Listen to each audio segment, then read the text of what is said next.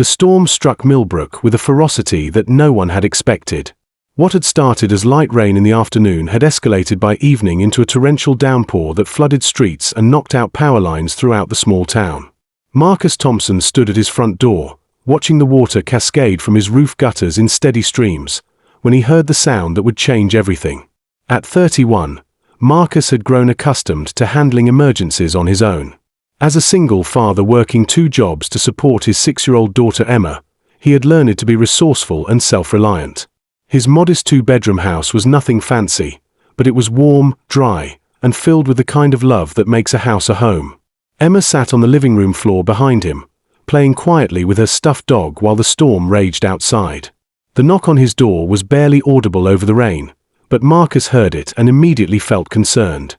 Nobody should be out in weather like this, especially not at 9 o'clock at night.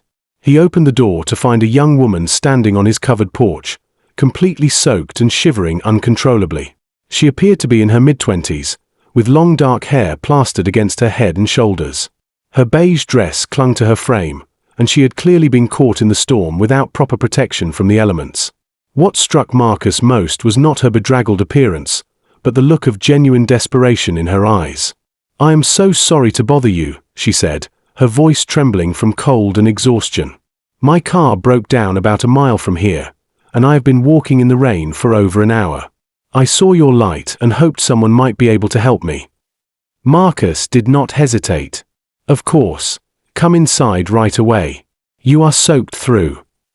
He stepped back from the doorway, ushering her into the warmth of his home. "I do not want to impose," the woman said, even as she stepped gratefully out of the rain. "I just need to call a tow truck or maybe a taxi to get to a hotel." "In this weather? Nothing is going to be running tonight," Marcus said, grabbing a clean towel from the linen closet. "Here, dry off a bit. I am Marcus Thompson, and that is my daughter Emma." Emma looked up from her toys with the natural curiosity of childhood. "Hi. You are really wet. Did you fall in a puddle?" The woman managed a small smile despite her distress. "Something like that. My name is Victoria." "Nice to meet you, Victoria," Marcus said, noting that she had not offered a last name but not wanting to pry. "Look, you cannot go anywhere in this storm. The roads are flooded, and even if they were not, it would not be safe. You are welcome to stay here tonight. We have a couch that is quite comfortable, and I can throw your clothes in the dryer." Victoria looked surprised by his immediate offer of hospitality. "That is incredibly kind of you, but I could not possibly accept. You do not even know me." "I know that you are cold, wet, and stranded," Marcus replied matter-of-factly. "That is enough for me.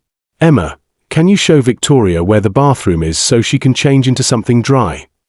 Emma jumped up enthusiastically. "Come on, Victoria. Daddy has really good towels, and maybe you can wear one of his big shirts until your clothes are dry." As Victoria followed Emma down the hallway, Marcus could not help but notice how naturally she interacted with his daughter, speaking to her with genuine interest rather than the patronizing tone some adults used with children. There was something about Victoria that suggested she was accustomed to being around young people, perhaps as a teacher or caregiver. When Victoria emerged from the bathroom wearing one of Marcus's oversized work shirts and a pair of his sweatpants, she looked more relaxed but still somewhat overwhelmed by his kindness.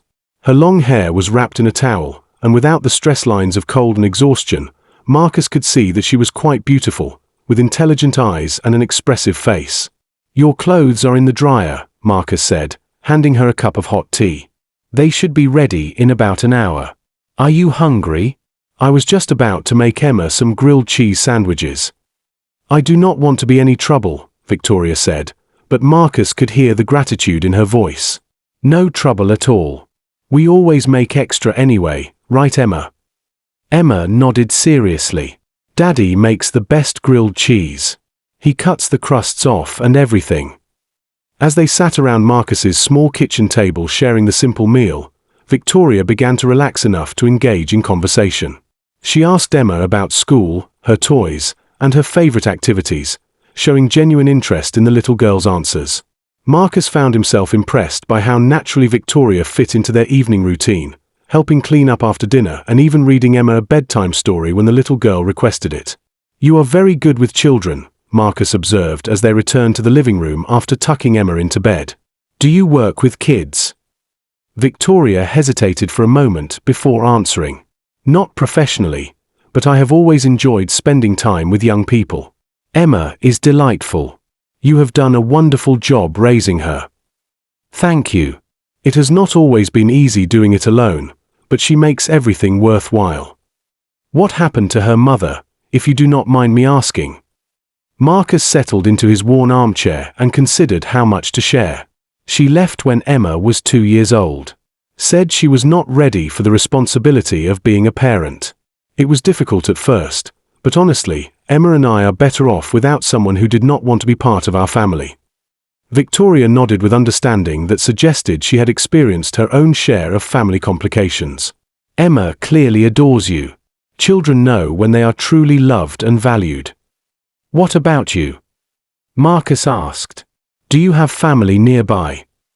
Victoria's expression became guarded. It is complicated. I have family, but we do not see eye to eye on many things. I was actually traveling to visit a friend when my car broke down. Marcus sensed there was much more to Victoria's story than she was sharing, but he respected her privacy. People had their reasons for being cautious about personal information, especially when they found themselves dependent on the kindness of strangers. As the evening progressed, Marcus found himself genuinely enjoying Victoria's company. She was intelligent and well-educated, able to discuss everything from current events to literature to child development with insight and thoughtfulness. But what impressed him most was her complete lack of judgment about his modest circumstances or the obvious signs that he was struggling financially. Marcus, I want you to know how grateful I am for your kindness tonight, Victoria said as they prepared to settle in for the night.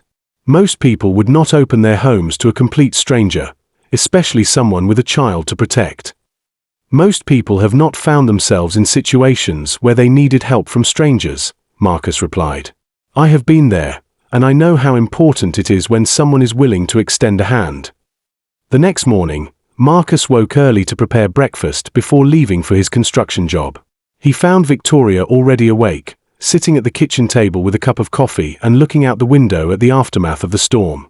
Her clothes were clean and dry, and she had somehow managed to style her hair despite not having her usual supplies. Good morning, Marcus said quietly, not wanting to wake Emma. How did you sleep? Very well, thank you. Better than I have in weeks, actually. There is something peaceful about your home. Marcus began preparing pancakes, a weekend tradition that he had continued even on this Wednesday morning in honor of their guest. The tow truck should be able to get to your car this morning. I called Peterson's garage, and they said they would send someone out around 9. Victoria looked surprised. You called a tow truck for me?